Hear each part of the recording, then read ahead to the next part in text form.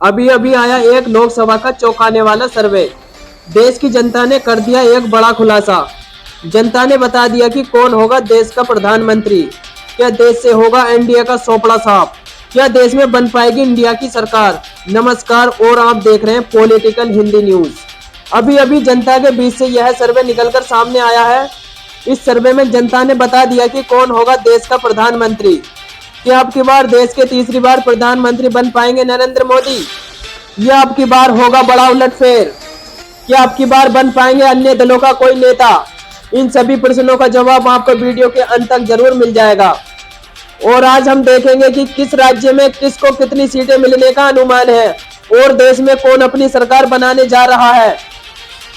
चलिए तो शुरू करते हैं, देखते हैं सबसे पहला राज्य। लेकिन उससे पहले मैं आपको जानकारी दे दूं, इसमें लोकसभा की कुल 543 सीटें हैं और किसी भी पार्टी को पूर्ण बहुमत सरकार बनाने के लिए 272 सीटें जीतने की आवश्यकता होती है। जिस पार्टी के पास 272 या उससे अधिक सीटें होंगी, वही पार्टी देश में अपनी सरकार बना पाएगी। आप अपनी राय कमेंट बॉक्स में अवश्य बताएं कि अब की बार देश में किसकी सरकार देखना चाहते हैं, क्योंकि जनता की राय लोकतंत्र को मजबूत बनाने के लिए महत्वपूर्ण होती है। अपनी राय अवश्य दें। यदि चैनल पर नए आए हैं तो प्लीज चैनल को सब्सक्राइब अवश्य कर लें। हम आपके साथ अलग अलग ओपिनियन पोल और एग्जिट पोल को साझा करते रहेंगे। बने रहिए हमारे साथ। चलिए शुरू करते हैं और देखते हैं सबसे पहला राज्य। सबसे पहला राज्य आता है उत्तर प्रदेश। उत्तर प्रदेश में लोकसभा की 80 सीटें हैं, जिसमें से बीजेपी के खाते में 50, जबकि इंडिया यानी गठबंधन के खाते में 35 लोकसभा सीट जाती दिख रही हैं। आमतौर पर ऐसा माना जाता है कि उत्तर प्रदेश जो पार्टी ज्यादा सीटें जीतेगी, वही पार्टी केंद्र में अपनी सरकार बना पाएगी। क्या अब की बार आंकड़े कुछ उल्टे दिखाई दे रहे हैं? पूरे ओपिनियन पोल को देखिए और आपको पता चल जाएगा। अब की बार देश में सरकार बनने जा रही है। इसी के साथ यदि हम बात करें बिहार राज्य की, बिहार राज्य में लोकसभा की कुल 40 सीटें हैं। यहाँ पर भाजपा के खाते में 14, जबकि कांग्रेस यानी महागठबंधन के खाते में 26 लोकसभा सीट जाती दिख रही है। चलिए इसी के साथ हम बात करते हैं हरियाणा राज्य की। हरियाणा राज्य में लोकसभा की कुल 10 सीटें हैं, जिसमें भाजपा के खाते में 4, जबकि महागठबंधन के खाते में 6 लोकसभा सीट जाती दिख रही हैं। इसी के साथ यदि हम बात करें पंजाब राज्य की, पंजाब राज्य में लोकसभा की कुल 13 सीटें हैं, जिसमें भाजपा का खाता खुलने की कोई संभावना नहीं है। महागठबंधन के खाते में 5, अन्य दलों के खाते में 8 लोकसभा सीट जाती दिख रही हैं। चलिए इसी के साथ हम बात करते हैं गोवा राज्य की। गोवा राज्य में भाजपा व कांग्रेस के बीच बड़ी टक्कर देखने को मिल सकती है। यहाँ पर भाजपा के खाते में 1, जबकि कांग्रेस यानी महागठबंधन के खाते में भी 1 लोकसभा सीट जाती दिख रही है। चलिए इसी के साथ हम बात करते हैं असम राज्य की। असम राज्य में लोकसभा की कुल 14 सीटें हैं। यहाँ पर भाजपा के खाते में 9, जबकि महागठबंधन के खाते में 5 लोकसभा सीट जाती दिख रही हैं। यानी कि ये कहें असम राज्य में महागठबंधन को काफी नुकसान का सामना करना पड़ सकता है। चलिए इसी के साथ हम बात करते हैं छत्तीसगढ़ की। छत्तीसगढ़ राज्य में लोकसभा की कुल 11 सीटें हैं। यहाँ पर भाजपा के खाते में 5, जबकि कांग्रेस के खाते में 6 लोकसभा सीट जाती दिख रही है। चलिए इसी के साथ यदि हम बात करते हैं तमिलनाडु की। तमिलनाडु में लोकसभा की कुल 39 सीटें हैं। यहाँ पर भाजपा के खाते में 13, जबकि कांग्रेस यानी महागठबंधन के खाते में 26 लोकसभा सीट जाती दिख रही है। तमिलनाडु में भी महागठबंधन काफी फायदा होता दिख रहा है, जबकि भाजपा को यहाँ नुकसान का सामना करना पड़ सकता है। चलिए इसी के साथ हम बात करते हैं केरल राज्य की। केरल राज्य में लोकसभा की कुल 20 सीटें हैं। यहाँ पर भाजपा के खाता खुलने की कोई संभावना नहीं है। यहाँ पर भाजपा की लुटिया डूबती नजर आ रही है, जबकि महागठबंधन की यहाँ पर 20 सीटों में से 12 लोकसभा सीट जाती दिख रही है। जबकि अन्य की बात करें तो अन्य दलों के खाते में 8 लोकसभा सीट जाती दिख रही है। चलिए इसी के साथ हम बात करते हैं तेलंगाना राज्य की। तेलंगाना राज्य में लोकसभा की कुल 17 सीटें हैं। यहाँ पर भाजपा के खाते में 4, जबकि महागठबंधन के खाते में 13 लोकसभा सीट जाती दिख रही हैं। यानी तेलंगाना राज्य में भी भाजपा को भारी नुकसान का सामना करना पड़ सकता है। महागठबंधन को यहाँ फायदा होता नजर आ रहा है। चलिए इसी के साथ हम बात करते हैं मणिपुर राज्य की। मणिपुर राज्य में लोकसभा की कुल 2 सीटें हैं। यहाँ पर भाजपा के खाता खुलने की कोई संभावना नहीं है, जबकि कांग्रेस यानी महागठबंधन के खाते में 2 की 2 लोकसभा सीट जाती दिख रही है। चलिए इसी के साथ हम बात करते हैं मध्य प्रदेश की। मध्य प्रदेश राज्य में लोकसभा की कुल 29 सीटें हैं। यहाँ पर भाजपा के खाते में 7, जबकि कांग्रेस यानी महागठबंधन के खाते में 22 लोकसभा सीट जाती दिख रही है। यानी भाजपा को मध्य प्रदेश राज्य में काफी नुकसान का सामना करना पड़ सकता है, जबकि महागठबंधन को काफी फायदा होता नजर आ रहा है। चलिए इसी के साथ हम बात करें त्रिपुरा की। त्रिपुरा में लोकसभा की कुल 2 सीटें हैं। यहाँ पर भी भाजपा व कांग्रेस के बीच बराबर की टक्कर देखने को मिल सकती है।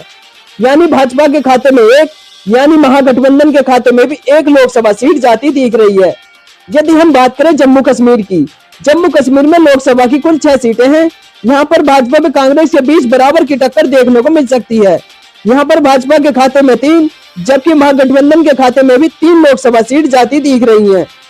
चलिए इसी के साथ हम बात करते हैं मेघालय राज्य की। मेघालय राज्य में लोकसभा की कुल 2 सीटें हैं। यहाँ पर भाजपा के खाता खुलने की कोई संभावना नहीं है, जबकि मेघालय की 2 सीट महागठबंधन के खाते में जाती दिख रही है। यानी कि मेघालय राज्य में भाजपा की लुटिया डूबती नजर आ रही है। चलिए इसी के साथ हम बात करते हैं अरुणाचल प्रदेश की। अरुणाचल प्रदेश में लोकसभा की कुल 2 सीटें हैं। यहाँ पर भाजपा व कांग्रेस के बीच बराबर की टक्कर देखने को मिल सकती है। अरुणाचल प्रदेश की 2 लोकसभा सीट भाजपा व कांग्रेस के बीच 1 सीट जाती दिख रही है। तो चलिए इसी के साथ हम बात करते हैं झारखंड की। झारखंड में लोकसभा की कुल 14 सीटें हैं। यहाँ पर भी भाजपा व कांग्रेस के बीच यानी महागठबंधन के बीच बराबर की टक्कर देखने को मिल सकती है। झारखंड की 14 लोकसभा सीटों में से भाजपा के खाते में 7, जबकि महागठबंधन के खाते में 7 लोकसभा सीट जाती दिख रही है। इसी के साथ हम बात करते हैं राजस्थान राज्य की। राजस्थान राज्य में लोकसभा की कुल 25 सीटें हैं। यहाँ पर भाजपा के खाते में 17, जबकि अन्य महागठबंधन के खाते में 8 लोकसभा सीट जाती दिख रही है। यानी कि राजस्थान राज्य में भाजपा को काफी फायदा होता नजर आ रहा है, जबकि महागठबंधन को यहाँ पर नुकसान का सामना करना पड़ सकता है। चलिए इसी के साथ हम बात करते हैं गुजरात राज्य की।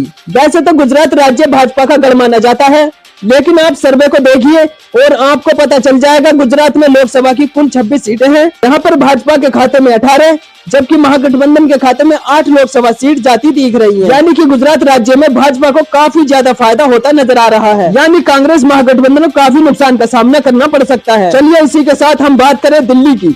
दिल्ली राज्य में 7 लोकसभा सीटें हैं। यहाँ पर भाजपा के खाते में 3, जबकि कांग्रेस महागठबंधन के खाते में 4 लोकसभा सीट जाती दिख रही है। चलिए इसी के साथ हम बात करते हैं हिमाचल प्रदेश की। हिमाचल प्रदेश में लोकसभा की कुल 4 सीटें हैं।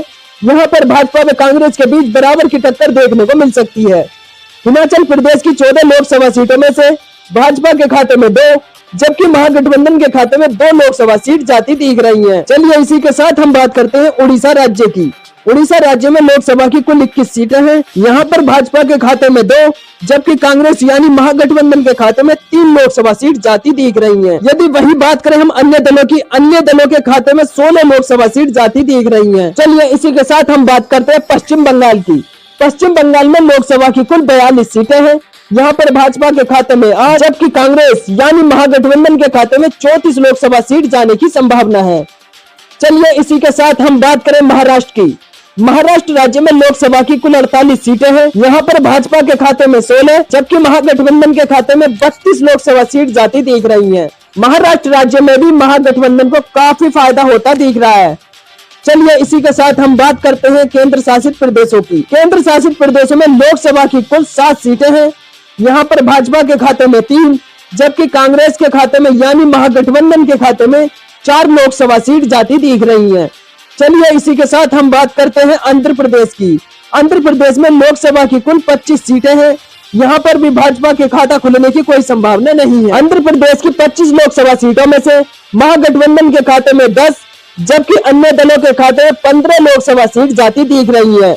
यानी कि इसमें भाजपा की लुटिया डूबती नजर आ रही है। इसमें आपने 543 सीटों का सर्वे विस्तार से जाना कि भाजपा के खाते में 204, जबकि महागठबंधन के खाते में 286 लोकसभा सीट जाती दिख रही है। चलिए यदि हम बात करें अन्य दलों की, अन्य दलों के खाते में 53 लोकसभा सीट जाती दिख रही है। इस ओपिनियन पोल के आधार पर हम कह सकते हैं कांग्रेस यानी महागठबंधन अपनी सरकार बनाने जा रही है। यदि आपने हमारे चैनल को सब्सक्राइब नहीं किया है तो प्लीज हाथ जोड़कर रिक्वेस्ट है हमारे चैनल को सब्सक्राइब कर लें, बेल आइकन को प्रेस कर दें। धन्यवाद।